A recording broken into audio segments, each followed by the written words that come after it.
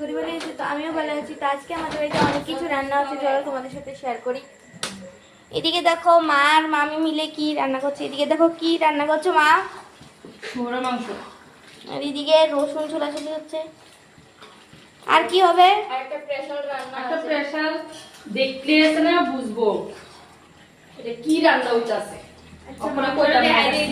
এদিকে দেখো, এদিকে মাংস আছে। ওই দেখ তোর মামা আছে না কি মাংস জানি আনছে, এটা চিনি না, তারা যদি দেখে চিনতে পারে। আর এটা হইলো, এটা কয় বোয়াল মাছ, তো মামু আনছে ওখানে। আজকে সবাই মাংসটি এই মাংসটি তোমরা যদি কেউ চিন না দাও তাহলে কমেন্টে জানাও।